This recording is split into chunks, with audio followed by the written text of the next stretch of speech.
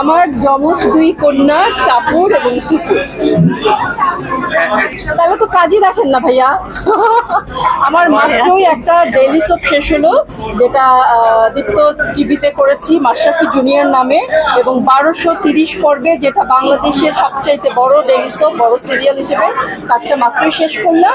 এবং এটা অত্যন্ত পপুলার একটা সিরিয়াল, যে মাশরাফি জুনিয়র দর্শকদের এমন কথা আছে যে আপু এই সিরিয়ালটা না দেখলে রাতে ঘুম আসে না।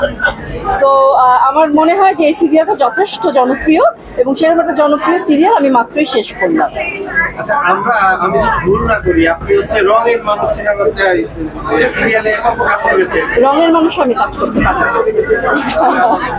সাকিন শাড়িশুড়িতে করেছি লাবলু ভাইয়ের, লাবলু ভাইয়ের সাকিন শাড়িশুড়িতে বাসন্তী ক্যারেক্টারের জন্য। সেটাও দর্শক এখনো মনে রেখেছে, এখনো আমাকে দর্শক বা লোকজন যাই বলি না কেন, তারা এখনো আমাকে বাসন্তী বৌদি বলে ডাকে, এবং এই বাসন্তীকে তারা ভীষণভাবে মিস করে, এবং তারা খুব ভালোবাসে বাসন্তী হিসেবে আমাকে। হ্যাঁ, আমি পরশুদিন একটা কাজ শেষ করে আসলাম। রাজবাড়িতে শুটিংটা হয়েছে। এটা সরকারি অনুদানের একটা সিনেমা। সিনেমাটির নাম ভূমিকায় আমি অভিনয় করছি। আশা করছি কাজটি ভালো হবে। আমি আমার জায়গা থেকে যথেষ্ট মানে পরিশ্রম করে কাজটি করার চেষ্টা করেছি। এখন দেখা যাক, সেটা যখন পোস্ট প্রোডাকশনের কাজ হবে তখন বুঝতে পারবো যে কাজটির অবস্থা। আমি এটা পেলাম বেস্ট সাপোর্টিং ক্যারেক্টার, সাপোর্টিং।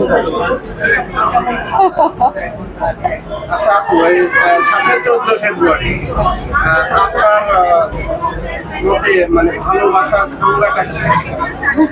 ভালোবাসার আসলে মানে 14ই ফেব্রুয়ারি দিয়ে ভালোবাসাকে আমি কোনোভাবেই বন্দি করতে চাই না।